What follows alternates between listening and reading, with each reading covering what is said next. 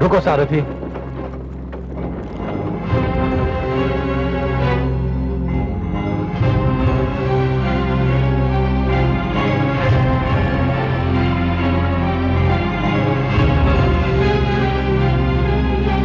पुत्र विरोचन, पुत्र विरोचन, पुत्र विरोचन, पुत्र विरोचन।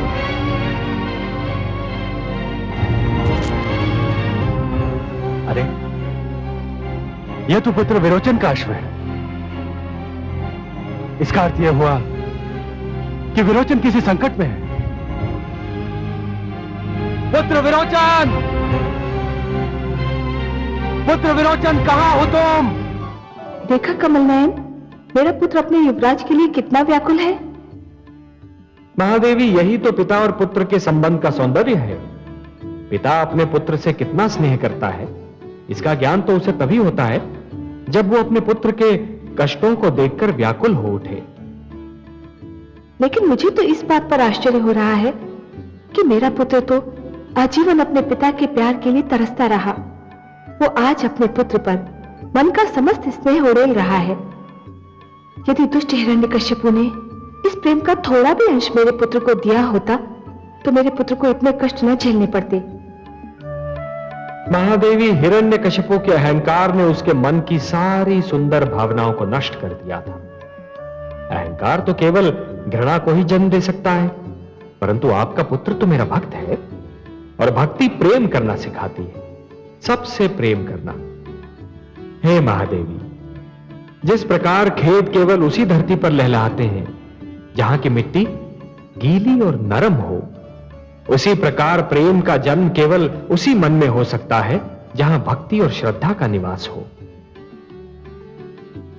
पर आप ये मत समझिए महादेवी कि आपके पुत्र की परीक्षा समाप्त हो चुकी है। तो क्या मेरे पुत्र को अभी और परीक्षा देनी है? हाँ महादेवी, जिस प्रकार प्रकाश फैलाने के लिए दीपक को रात भर जलना पड़ता है, उसी प्रकार किसी व्यक्ति को महान बनने के लिए आजीवन परीक्षाएं तो देनी ही पड़ती हैं।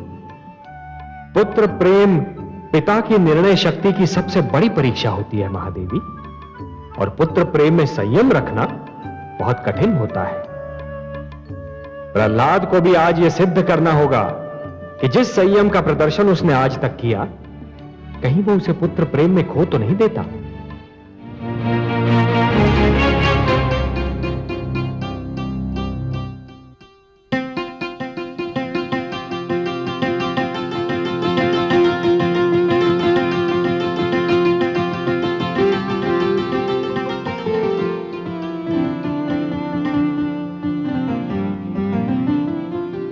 हे आदित्य देव, हे विष्णु रूप, जिस प्रकार आपकी किरणें मुझे छू रही हैं, यदि मेरे पुत्र तक भी पहुंच रही हैं, तो कृपा करके उसे मेरा यह संदेश दें कि मैं उसके लिए बहुत व्याकुल और चिंतित हूं, बहुत व्याकुल और चिंतित हूं।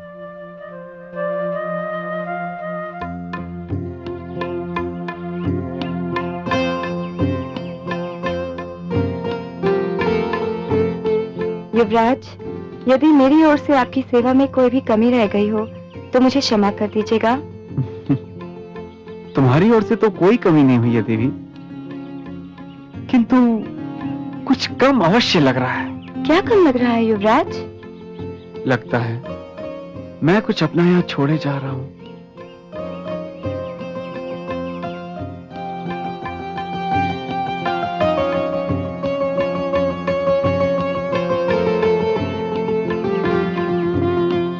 आपको तो कोई कष्ट नहीं हुआ ऋषिपुत्र? कष्ट? कैसी बात करती हैं देवी? यहां पर जो सुख का अनुभव मुझे हुआ है, उसकी तो मैंने कभी कल्पना भी नहीं की थी। यहाँ जिस सुख, शांति और आनंद का अनुभव मुझे हुआ है,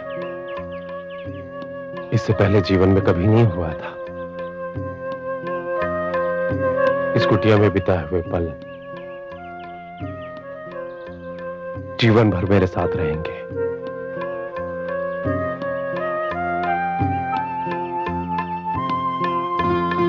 देवी, तुमने हमारे लिए जो कष्ट उठाए उसके लिए तुम्हें अनेक धन्यवाद। देवी, तुमने मेरी जो सेवा की उसके लिए मैं सदैव आभारी रहूंगा। धन्यवाद तो मुझे देना चाहिए और आभार भी मुझे ही मानना चाहिए।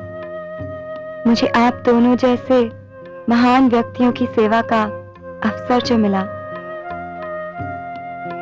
आइए मैं आप दोनों को अपने मार्ग दिखा दूं।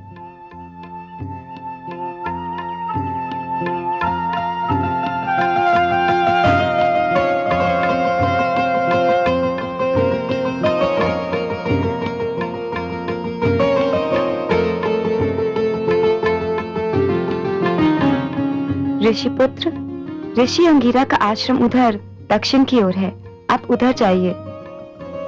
युवराज, आपका राज्य इधर पूर्व की ओर है, आप इधर प्रस्थान कीजिए। अच्छा मुनिवर। अच्छा युवराज। अच्छा देवी।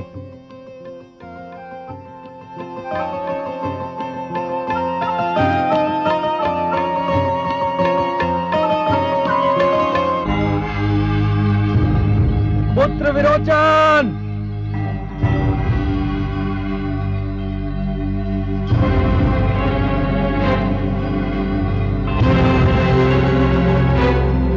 पुत्र विरोचन!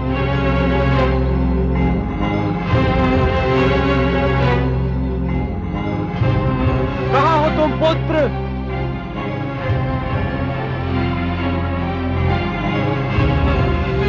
पुत्र विरोचन!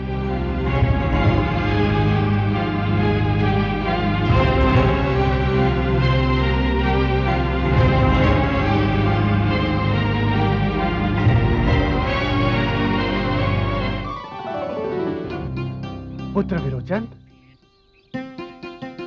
विरोचन! पिताश्री? पुत्र विरोचन! पिताश्री! पिताश्री! पिताश्री, आप यहाँ कब आए? मैं तो कल संध्या से ही तुम्हें यहाँ ढूंढ रहा था। मैं तुम्हारे लिए बहुत व्याकुल था पुत्र। पिताश्री, मुझे ज्ञात नहीं था कि आप मेरे प्रति इतना स्नेह रखते हैं। आपका ये पुत्र प्रेम देखकर मुझे गर्व हो रहा है। मैं अपने पिता का वो प्रेम प्राप्त न कर सका जो एक पुत्र को पिता से मिलता है। इसीलिए मुझे सदैव ध्यान रहता है कि मेरे पुत्रों को मेरा वो समस्त प्रेम मिलता रहे जो उनका अधिकार है। पिताश्री, आपने रात्रि कहां बिताई? यहीं, इसी वन में।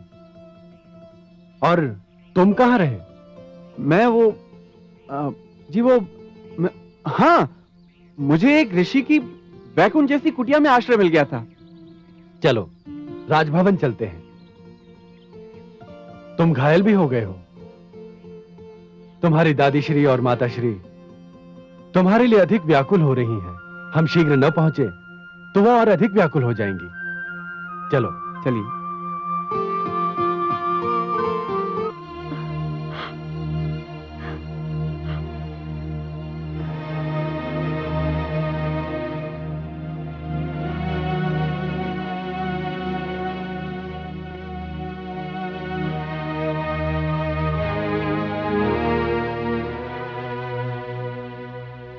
गुरु शुक्राचार्य ने जब पौत्र विरोचन को आखिर पर जाने का आदेश दिया था, तभी मेरा मन दुविधा में पड़ गया था। न केवल उनका आदेश अनुचित था, बल्कि आदेश देने का समय भी। माताश्री, मुझे भी लगता है पुत्र विरोचन को नहीं जाना चाहिए था। दुर्भाग्य से उसी समय ये भयंकर आंधी और वर्षा आई। न जाने मेरे पौत्र पर क्या बीती होगी। मेरे पुत्र को सकुशल लौट आने दीजिए। मैं महाराज से अनुरोध करूंगी कि वे गुरु शुक्राचार्य का आश्रम किसी वन में बनवा दे, ताकि वे मेरे पुत्र से और मेरा पुत्र उनसे दूर ही रहे।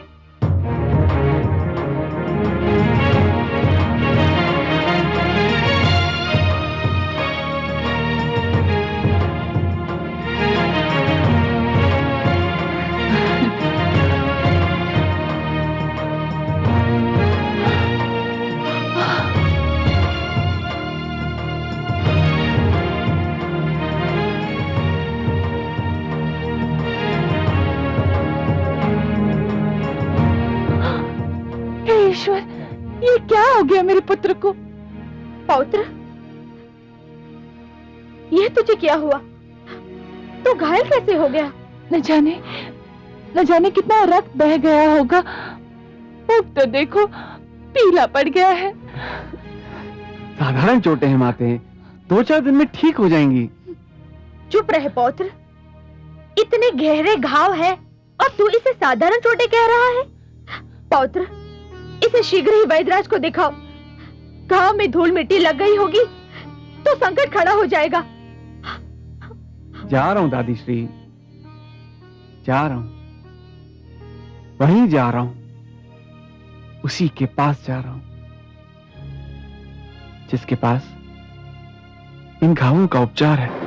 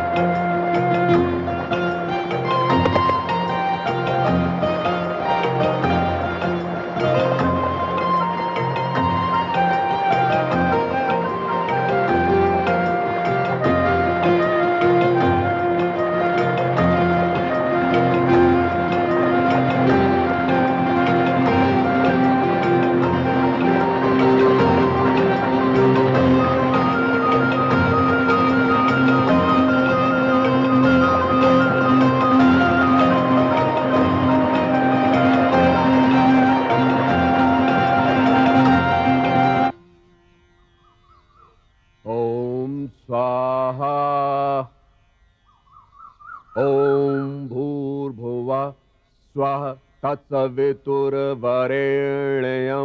भर्गो देवस्य धीमहि धियो यो नः प्रचोदयात्। स्वाहा। अग्नि को संविदा दो पुत्र, पुत्र संविदा दो अग्नि को।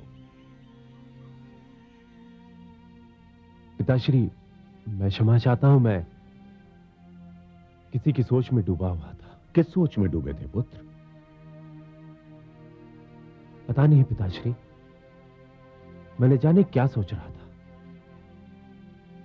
तुम सोच भी रहे थे और यह भी नहीं जानते कि क्या सोच रहे थे? फिर तो समस्या अत्यंत ही गंभीर है पुत्र, क्योंकि आयु के जिस मोड़ पर तुम हो उस मोड़ को वर्षों पूर्व मैं पार कर चुका हूं और ये भलीभांति जानता हूं कि इस मोड़ का पथिक क्या सोचता है। फिर भी कुछ बताओ तो पुत्र। ऐसी कोई बात नहीं है पिताश्री। यदि कोई ऐसी बात है पुत्र जो बताई नहीं जा सकती, तो मेरा परामर्श है कि उसके विषय में सोचना ही छोड़ दो, क्योंकि फिर वो पाप के अतिरिक्त और कुछ नहीं हो सकती। और यदि वो पाप नहीं है तो मेरी ये बात भी मानो पुत्र कि पुत्र के विचारों का भागीदार पिता से बढ़कर और कोई नहीं हो सकता। क्या बात है पुत्र?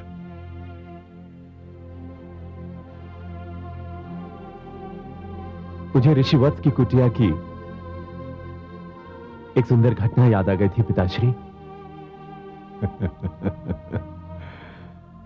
क्या नाम है उस सुंदर घटना का पुत्र? दीपावली। अत्यंत ही सुंदर नाम है। वो अपने नाम से भी अधिक सुंदर है पिताश्री। अच्छा, तो तुम्हें उससे प्रेम हो गया है? प्रेम कोई अपराध तो नहीं होता है पुत्र कि जिसे छिपाने की आवश्यकता हो। मुझे तो प्रसन्नता है कि तुम प्रेम में भी अपने स्तर से नहीं गिरे। तुमने प्रेम किया भी तो वत्स जैसे महान ऋषि की कन्या से। एक ऋषि कन्या मेरे आश्रम की शोभा बढ़ाएगी, इससे अधिक प्रसन्नता की और क्या बात हो सकती है पुत्र? किंतु पिताश्री, मेरी समझ में नहीं आता कि मैं ये बात दीपावली से कैसे कहूं? जाओ और उसके समक्ष विवाह का प्रस्ताव रखो पुत्र। हाँ, मेरी ओर से अनुमति है, क्योंकि मैं नहीं चाहता कि प्रेम के कारण मेरा पुत्र ऋषि के स्थान पर कवि बन जाए।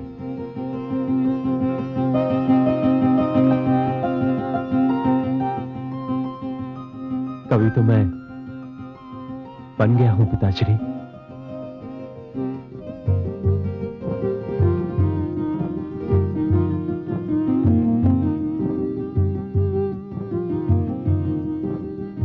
शिष्य विरोचन,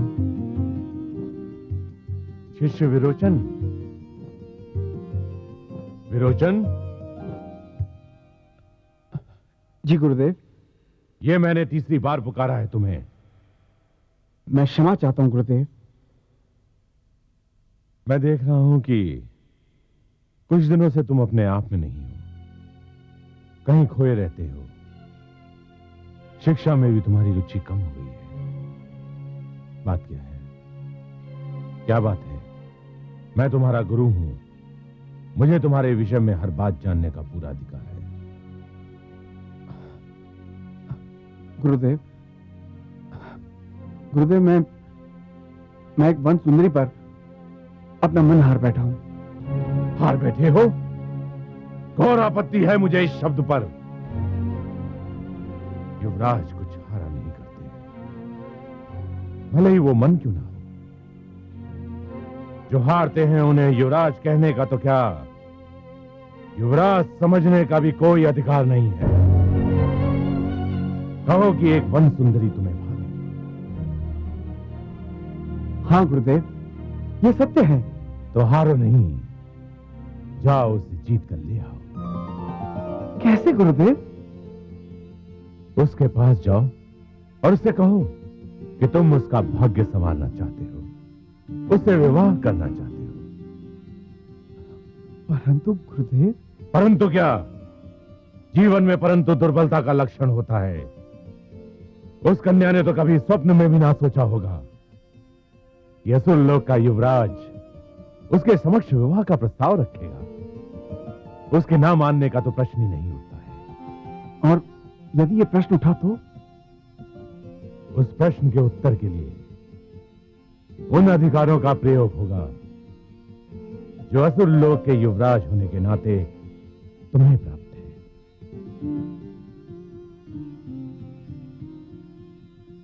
प्रेम में शक्ति का प्रयोग करना उचित नहीं गुरुदेव। ऐसी बातें कवियों को शोभा देती हैं, राजकुमारों को नहीं। राजकुमारों को शक्तियां इसलिए नहीं मिलती हैं कि एक साधारण सी कन्या उनके प्रस्ताव को अस्वीकार कर दे और वे सिर झुकाए चुपचाप खड़े रहे। जाओ उस वन सुंदरी को लेकर आओ। जो आज्ञा गुरुदेव।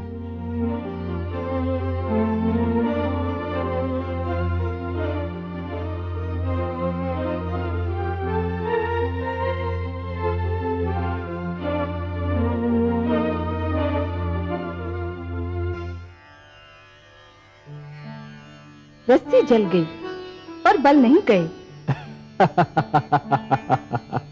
किस बात पर कटाक्ष कर रही है महादेवी? कटाक्ष नहीं कमल नयन, सत्य कह रही हूँ।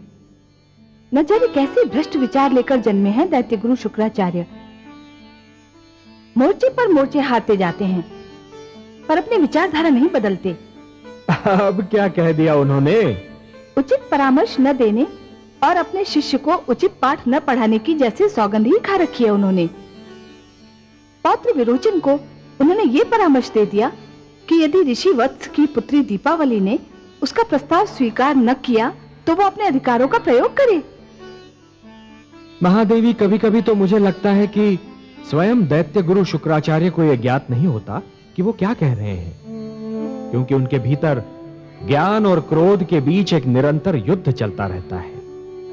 जब ज्ञान का पलड़ा भारी होता है तो उनके मुख से कविताओं के पुष्प झड़ते हैं, परंतु जब क्रोध का पलड़ा भारी होता है तो उसी मुख से अंगारे उगलने लगते हैं। पर उनका परामर्श तो उनके शिष्य को, मेरे पौत्र को तो भ्रष्ट कर सकता है। महादेवी, यदि ऐसा हुआ तो उसका सारा दोष विरोचन का ही होगा। गुरु ने तो परामर्श दे दिया, परंतु उसे मानना या ना मानना यह तो शिष्य का कार्य है। आपको तो ज्ञात है कि प्रहलाद के गुरुजन षंड और अमर्क ने भी उसे परामर्श दिया था कि वो हिरण्यकशिपु को ही ईश्वर माने। तब क्या हुआ? और प्रहलाद की बात और थी। वो मेरा पुत्र है, आपका भक्त है। महादेवी, हर व्यक्ति को अपने जीवन की परीक्षा स्वयं ही देनी होती है। विरोचन को भी देनी होगी। यदि विरोचन के मस्तिष्क में शुक्राचार्य के विचार हैं, तो उसकी रगों में भक्त प्रहलाद का रक्त भी तो है। यह निर्णय तो स्वयं विरोचन को ही करना होगा कि विचारों का प्रयोग कब करना चाहिए और कहां रक्त को अपना रंग दिखाना चाहिए। जानती हूँ कमल नयन, पर पौत्र विरोचन तो अभी युवा है और उसे जीवन का बहुत अनुभव भी नहीं है, और वो एक युवती से प्रेम करता है। ऐसे समय में तो उसे संयम और धैर्य का सुझाव देना चाहिए था। उन्होंने उसे शक्ति का प्रयोग करने का परामर्श क्यों दिया? महादेवी, दैत्य गुरु शुक्राचार्य की भाषा में शक्ति और बल का विशेष स्थान है, परंतु परीक्षा तो विरोचन की है। उसे तो यह ज्ञात है कि दैत्य गुरु शुक्राचार्य क्या हैं, कौन हैं, क्या करते रहे हैं, और यदि ये सब कुछ जानते हुए भी विरोचन ने उनके परामर्श को अपनी बुद्धि की कसौटी पर नहीं कसा, तब तो फिर उसका परिणाम वही होगा महादेवी, जैसे उस व्यक्ति के साथ होता है जो ये जानता तो अवश्य है कि अग्नि की ज्वाला जला देती है, परंतु फिर भी उसे छूने का प्रयास करता है। प्रेम भी तो एक ज्वाला है, और इस समय सुगंधा और विरोचन दोनों ही उसे छूने का प्रयास कर रहे हैं।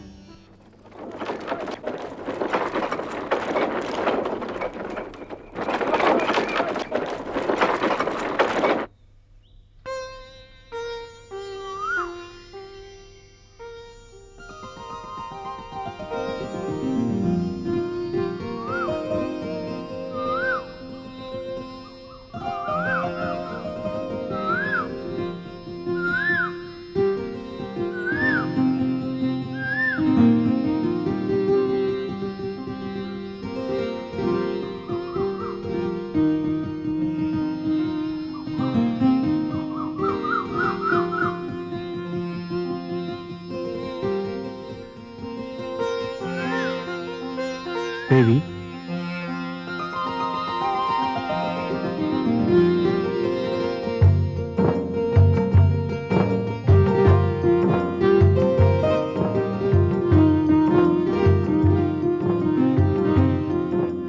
प्रणाम युवराज।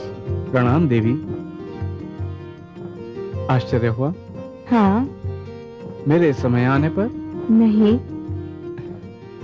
इस संयोग पर कि बस एक क्षण पहले मुझे आपका ध्यान आया था और दूसरी क्षण आप स्वयं आ गए। तुम्हें तो मेरा ध्यान अभी आया था देवी। मैंने जिस घड़ी तुम्हें सबसे पहली बार देखा था, उस घड़ी से इस पल तक जब मैं तुम्हें फिर देख रहा हूं, तुम्हारे ध्यान ने मेरा साथ एक पल के लिए भी नहीं छोड़ा। पधारिए युवराज, आपका स्वागत है। कैसे कष्ट किया? मैं तुमसे एक प्रश्न पूछना चाहता हूं दीपावली। मुझसे? अवश्य पूछिए। दीपावली, क्या तुमने कभी अपने भविष्य के विषय में सोचा है? भविष्य के विषय में? मैं आपका प्रश्न समझी नहीं युवराज। क्या तुमने कभी नहीं सोचा कि तुम अपने जीवन के शेष वर्ष कैसे बिताओगी? नहीं, पर आप ये क्यों पूछ रहे हैं? इसलिए, यदि तुमने नहीं सोचा कि तुम्हारे भविष्य का क्या होगा, तुम्हारे जीवन के शेष वर्ष कैसे बीतेंगे, तो अब इस विषय में सोचना भी मत। क्यों? क्योंकि मैंने निर्णय कर लिया है। तुम्हारा भविष्य असुरपुरी के राजभवन में और तुम्हारे जीवन के शेष वर्ष मेरी पत्नी के रूप में मेरे साथ बीतेंगे। और मैं जानता हूं तुम्हें इस निर्णय पर कोई आपत्ति नहीं होगी। ठहरो देवी।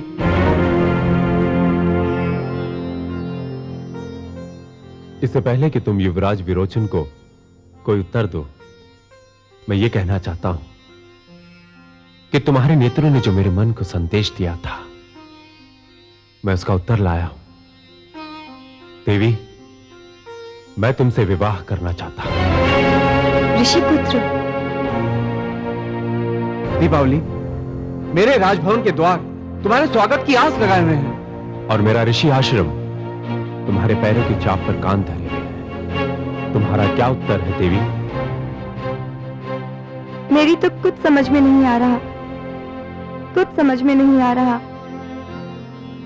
मैंने तो पहले ही कहा था कि एक सूर्य और दूसरा चंद्रमा है। पर चुनना तो एक को ही होगा दीपावली, या सूर्य को या चंद्रमा को। जीवन के लिए सूर्य और चंद्रमा दोनों ही आवश्यक हैं। एक दिन का उजाला है और दूसरा रात्रि का। हे युवराज, आप महान सम्राट प्रहलाद के पुत्र हैं, तो हे ऋषिपुत्र, आप एक महान ऋषि की संतान। कोई ऐसा गुण नहीं जो आप दोनों में ना हो, और कोई ऐसा दोष भी नहीं जो आप दोनों में से केवल एक में हो। आप दोनों ही श्रेष्ठ हैं। मेरे मन में आप दोनों के लिए बहुत कोमल भावना है। मेरे लिए यह निर्णय लेना असंभव है कि मैं किसे स्वीकार करूं। परंतु निर्णय तो लेना ही होगा देवी। तुम नहीं लोगी तो कौन लेगा? पिताश्री, उनका परामर्श ही मेरा मार्गदर्शन कर सकता है। उन्होंने सदैव एक पिता से अधिक एक मित्र बनकर मुझे मार्ग दिखाया है। आप दोनों को उनके लौटने तक प्रतीक्षा करनी होगी। मैं प्रतीक्षा करूंगा। पर मैं प्रतीक्षा नहीं कर सकता देवी। क्यों युवराज? तुम्हारे पिताश्री एक ऋषि हैं दीपावली, और संयोग से सुधनवा के पिताश्री भी एक ऋषि हैं। और मुझे भय है कि ऋषि होने के कारण तुम्हारे पिताश्री सुधनवा का पक्षपात करेंगे। मैंने तुमसे प्रेम किया है दीपावली, और मैं अपने इस प्रेम को किसी भी स्थिति में खोना नहीं चाहूंगा। देवी, एक प्रेमी नहीं घमंडी युवराज बोल रहा है। तुम इसे कुछ भी समझ सकते हो सुधनवा, किंतु मैं आज दीपावली को अपने साथ ले जाने आया था, और मैं इन्हें अपने साथ ले जाकर ही रहूंगा। यह शक्ति और अधिकार का अनुचित उपयोग है। मैं इसे प्रेम प्रयास कहता हूं। तुम जो चाहे इसे नाम दे सकते हो। मैं देवी दीपावली को अपने साथ अपनी नगरी लेकर जाऊंगा। ये मेरे गुरु शुक्राचार्य के आश्रम में रहेंगी, जहां इन्हें सोचने का और निर्णय लेने का पर्याप्त समय मिलेगा। तुम अपने कार्य की कितनी भी सुंदर शब्दों में व्याख्या कर लो, किंतु ये बलपूर्वक अपहरण के अतिरिक्त और कुछ भी नहीं। नारी अपहरण सबसे बड़ा पाप है। दीपावली, तुम्हें मेरे साथ चलना होगा। तुम चाहो तो मैं तुम्हारी रक्षा कर सकता हूं। नहीं ऋषिपुत्र, मैं अपने कारण दो महान व्यक्तियों के बीच हिंसा नहीं होने दूंगी।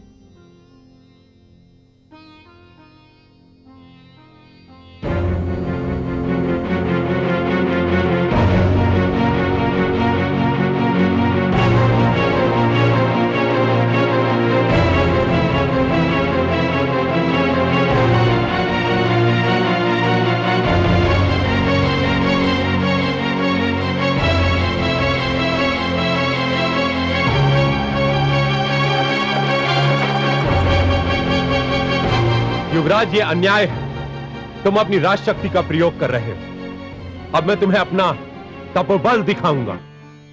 वही हुआ ना कमल नयन, जिसका मुझे भय था। दैत्य गुरु शुक्राचार्य की दी हुई अनुचित शिक्षा अपना रंग दिखा रही है। पौत्र विरोचन ने अपने प्रेम को जीतने के लिए अपने बल और अधिकारों का प्रयोग किया। मुझे भी दुख हो रहा है महादेवी। पुत्र प्रहलाद ने जिस आसुरी प्रवृत्ति को बदलना चाहा था, उसका प्रभाव पूर्ण रूप से समाप्त नहीं हुआ है। वो अब भी रह रहकर उभरने का प्रयास कर रही है। दुख तो इसी बात का है कि दीपक तले अंधेरा छाया हुआ है। मेरा पुत्र प्रहलाद इतना विनम्र, इतना त्यागी, और विरोचन उतना ही अभिमानी। मैं आपसे सर्वथा सहमत हूं महादेवी। जिस प्रकार पुत्र विरोचन अपने प्रेम को जीतने के लिए शक्ति का प्रदर्शन कर रहा है, उससे तो उसकी प्रेम भावना पर ही प्रश्न चिन्ह लग जाता है। प्रेम करना तो सबका अधिकार है, परंतु प्रेम को शक्ति से छीनना सर्वथा अनुचित। मुझे प्रसन्नता है कि ऋषि पुत्री दीपावली ने बुद्धिमत्ता से काम किया। यदि वो विरोचन के साथ न चली गई होती तो समस्या गंभीर हो जाती। महादेवी, स्त्री का दूसरा नाम है संयम, धीरज। जब पुरुष स्वयं पर नियंत्रण नहीं रख पाता तो ऐसी स्थितियों में स्त्री नित्य संतुलित रहती है। यही तो उसका सबसे बड़ा गुण है।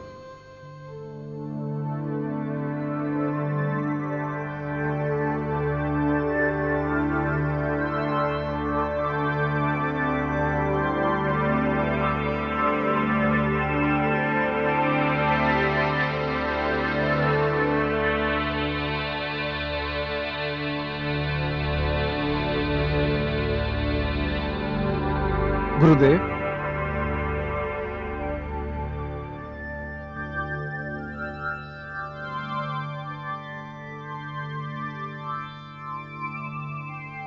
प्रणाम गुरुदेव। गुरुदेव, ये ऋषि वत्स पुत्री देवी दीपावली हैं। मैं समझ गया था पुत्र। प्रणाम दैत्य गुरु। मुझे हर्ष है शिष्य कि सौंदर्य को परखने में तुमने कोई ठोकर नहीं खाई। इसे देखने के उपरांत तो मैं तुम्हें इसके लिए भी क्षमा कर सकता हूं कि तुम इस पर मन हार बैठे थे। परंतु मुझे और भी अधिक प्रसन्नता है कि तुम इसे जीत लाए। अखंड सौभाग्यवती भव। आशीष के लिए धन्यवाद दैत्य गुरु, किंतु अब तक मैंने यह निर्णय नहीं लिया कि मैं युवराज विरोचन से ही विवाह करूंगी, अथवा तो मुझे किसी और की उपस्थिति का संकेत दे रहा है।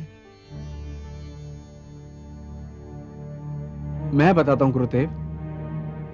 वन में आखेट के समय जिस प्रकार संयोगवश मैं और ऋषि अंगिरा का पुत्र सुधनवा एक साथ पेड़ गिरने से घायल हो गए थे, उसी प्रकार ऋषि वत्स की कुटिया में पहुंचकर हम दोनों दीपावली के नेत्रबाणों से भी एक साथ घायल हो गए। यही कहना चाहते हो ना? जी गुरुदेव। मुझे कोई आश्चर्य नहीं हुआ। होता भी तो दीपावली को देखने के पश्चात समाप्त हो जाता। परंतु पुत्री, तुम्हारा क्या निर्णय है? मैं कोई निर्णय नहीं ले पा रही हूँ कुलगुरु। युवराज विरोचन और ऋषिपुत्र सुधनवा के बीच मैं स्वयं को उस नौका की भांति पा रही हूँ जो बीच मझधार में है, और नदी के दोनों तट उसे अपनी ओर आने का संकेत कर रहे हैं।